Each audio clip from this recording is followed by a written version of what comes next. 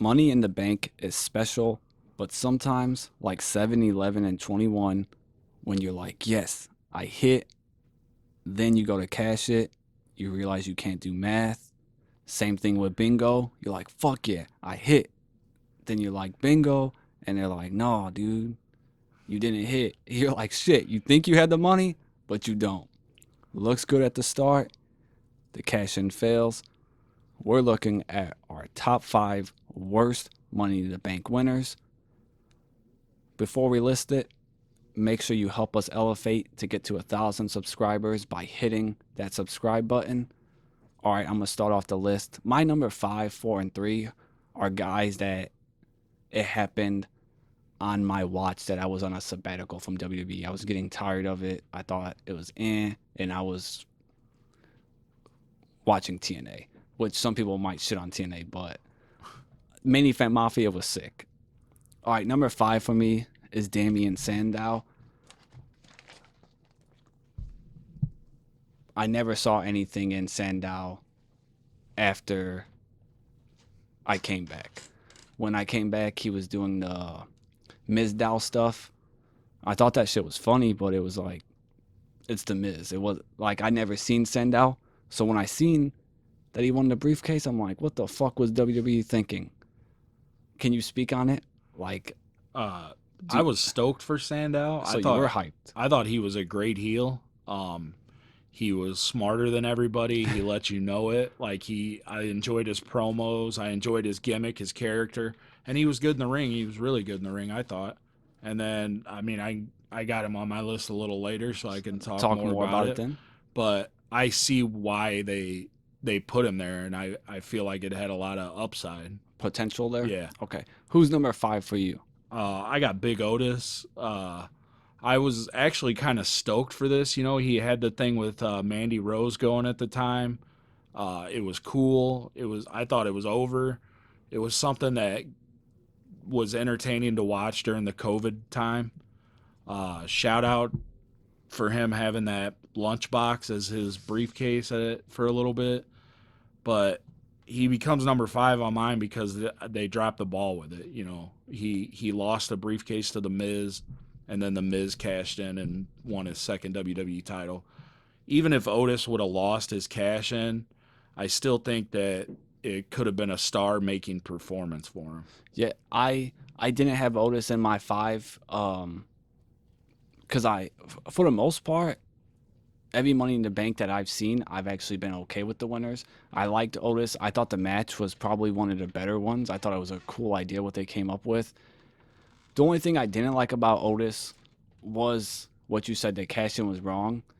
And I felt like a guy like Otis should set the blueprint on what WWE could do in a way to pivot off a Money in the Bank guy. You could use the Money in the Bank briefcase on a babyface to get your heel champion over, a la Main Event Jey Uso and a Gunther. Like, the crowd is so behind this guy. They're like, oh shit, is he gonna finally get the championship? And then your monster heel Gunther, it's like, nope, psych. Obviously, WB thinks that's a dumb idea because they let Jey Uso beat Gunther. But I think it's actually a genius way to just get more heat on your heel champion. And I wish they would have done that, because that could have worked if Otis as a babyface cashes in and fails, and then he lashes out at Mandy and he turns into this monster heel, you know. And I think that that's still a star-making performance.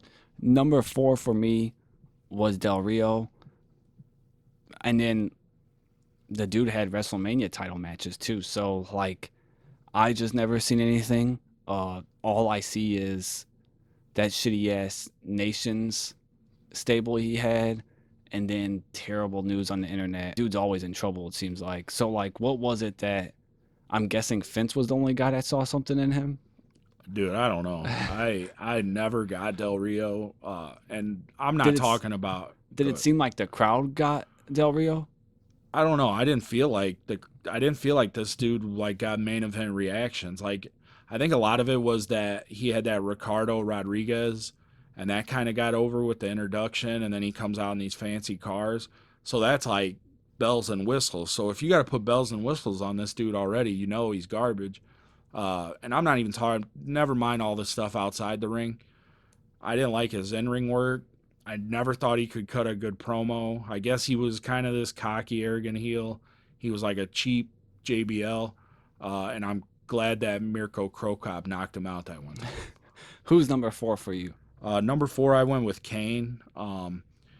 Kane's the only guy on my list that I think was the wrong guy to win the Money in the Bank that year. And it was all this like corny angle with the Undertaker, where the Undertaker's supposed to be in a coma, and who put him in a coma. We all knew it was Kane. We knew where it was leading. And then when they go to do the payoff and they have these matches, they weren't the best Undertaker and Kane matches. And Paul Bearer was well past his prime, and I don't think should have been involved. And I just think it was the wrong guy to win. Number 3 for me was Kane. When I was looking at the list, names that jumped out to me, and I'm like, this guy won, this guy won. I seen Kane, and I'm like, what the fuck? Kane, was it 2010 or 11? 10? 2010, yeah. Yeah. I'm like, you guys are trying to make Kane a thing in 2010? So then I'm like, well, let me go down this rabbit hole to see where the feuds went. And then I see he beats Ray at SummerSlam, which I think SummerSlam that year was in San Diego, which Ray's from.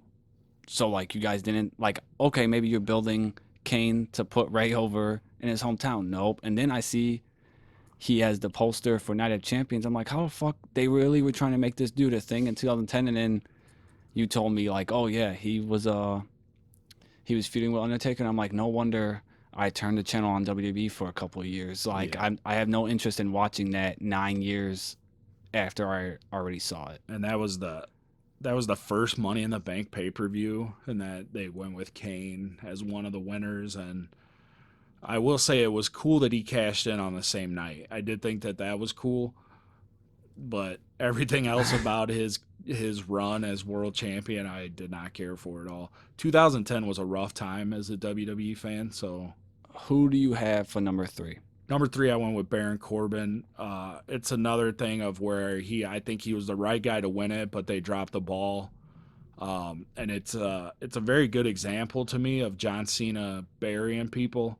I think Cena buried Corbin. I think he buried Wade Barrett, and I think he buried Austin Theory. So I think that Corbin should have at least got a run with the title. I think he could have carried it. He's very good in the ring. I like the lone wolf gimmick. I think he was a good heel. He should have got a run and to see what we could have got from it. But Cena's ego kicks in sometimes. And I love the lone wolf gimmick. I actually have number 2 is Baron Corbin for me because I thought the lone wolf gimmick was money.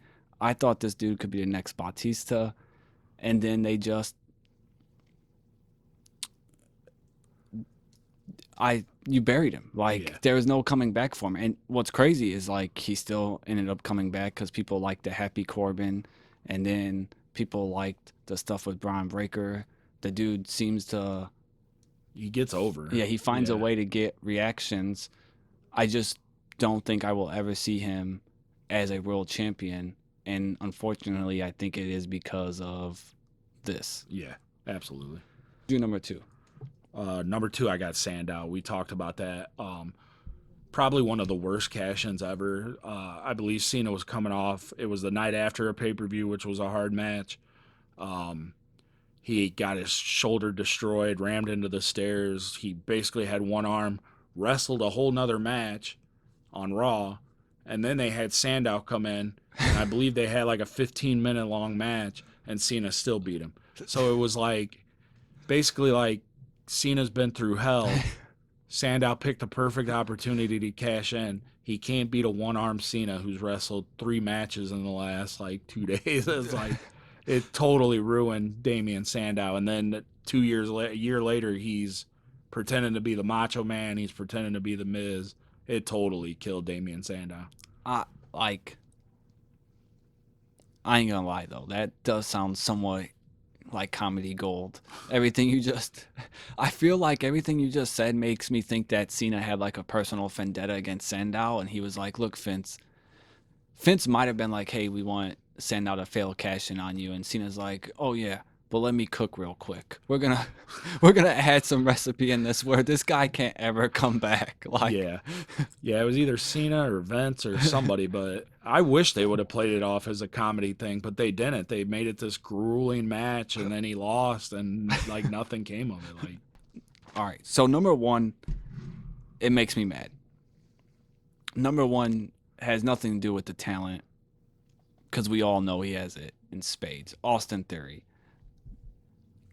Austin Theory with the briefcase is the perfect example on the complete opposite effect you want to have on the Money in the Bank briefcase.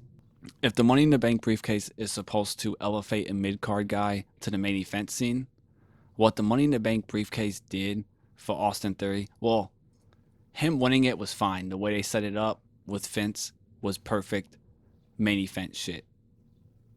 But what they did with the briefcase and him cashing in for a mid card title, the failed attempt, you literally took a main eventer, you put the briefcase on him, and you were like, hey, you're actually a loser. That's what they did. And to the point where I don't think Theory can get to the main event scene and become a world champion unless he takes the Cody Rhodes, the Drew McIntyre route, and he leaves WWE for a little bit. Because I get people would be like, oh, well, you know, he's still WrestleMania. He had a WrestleMania match with John Cena a couple months. Like, okay, like people still, I'm a huge Austin Theory fan, but it still felt like, okay, like they're not going to put the title on him. Like, and they booked themselves in a corner, I feel like, with Roman having both belts. They weren't going to let Theory cash in and win one. You still could have probably just had him call his shot and lose a competitive match with Reigns, and that would still make people believe that he's a future world champion. Instead, you went just I don't know what they thought really. Like they just they just fucked him. Like I agree with you. I think that there's two ways that could have went better for him. I think that uh, if he could have won the United States title on his own and carried the United States title and the Money in the Bank the same as the Miz. And I think if you go into his Cena match and he has the United States title and the Money in the Bank, I think that ups the feud because he can basically like rub it in Cena's face like this is a guaranteed title shot. I'm going to be a world champion, and unlike you, I won't lose it, whatever. And, you know, you could have made their WrestleMania match for the Money in the Bank, and you could have done the Cena's trying to get the title back. Or you could have had him take his shot at Roman and lose, and at least he took his shot, and he didn't go for a mid-card title. And you could have even potentially turned him babyface with it, where somebody could have dogged him out for losing to Roman, and he could be like, at least I took my shot, you know? At least I went after the tribal chief and all that. So it was, yeah, it's a bad one. I got a question to follow up. You've said before that Cena did Theory no favors with that match, and the match was trash. Do you think that match or the way they handled him with the briefcase is what cost him probably a future main event in WWE unless he goes elsewhere? Um, I think that the Cena thing hurt him more. And it's not so much the match.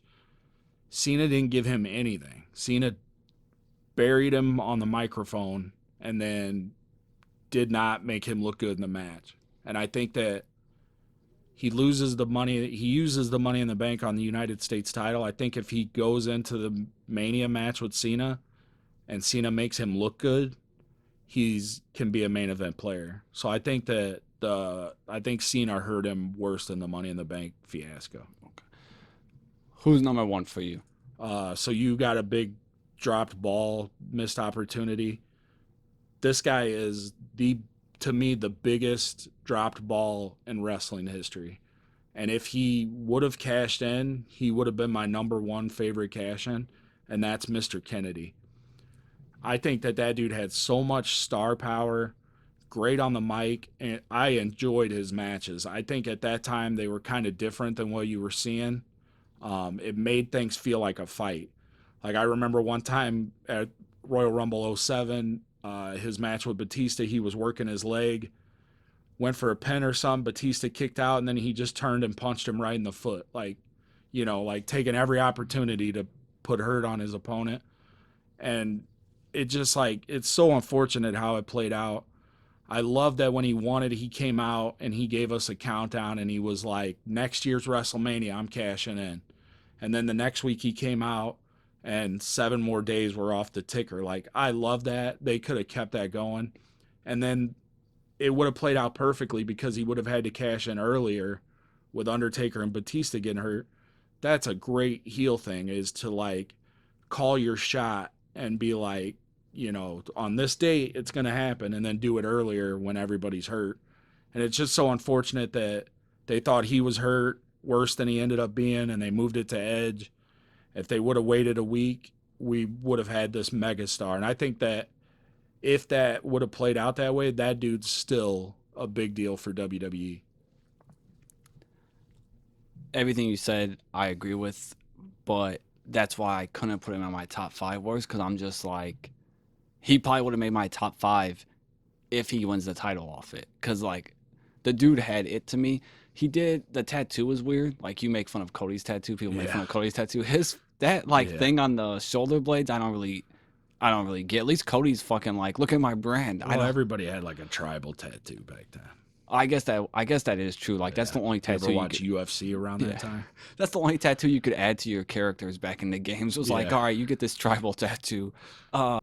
The whole idea of him calling his shot, but then he's obviously going to sneak, like, that's perfect. Like, and then, dude, the microphone drop, dude, he was so money. Not even, like you said, he's the biggest what if, right? Yeah, like 100% true, because not only did he have this, but he also had that rumored storyline of being Vince's son. It's like, that shit would have been money. Like, Kennedy was going to be. Yeah, to me, Kennedy had it. Like, when they talk about it, I feel like Kennedy was my guy at that time. That feud with The Undertaker, I love every match of that. There are 3 matches. And then great with Batista. And then you cap off that 6-month, 7-month reign with that Money in the Bank. And then if you would have followed that up with both those guys being hurt after he'd just been getting his ass kicked by both of them, and he comes in and steals that title, that would have been incredible. And then when they both come back from the injury and go after him, that would have been incredible. And it's like, we didn't get it. I really enjoyed, that's probably one of my fondest, my best wrestling times is Kennedy and MVP back in those days on SmackDown. Those guys were just, it's unfortunate that neither one reached the potential that I think that they have. And I think most people on the internet assume Kennedy and MVP could have got more than what they got. For sure. Yeah, I think they both, unfortunately, and no fault of their own, I don't think. Just bad luck. Yeah.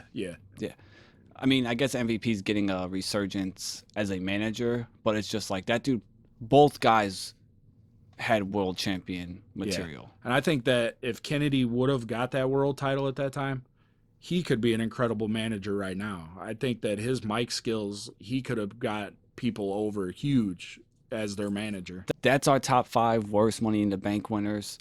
In the comments, let us know your views on who you think really just didn't have a good run with the briefcase.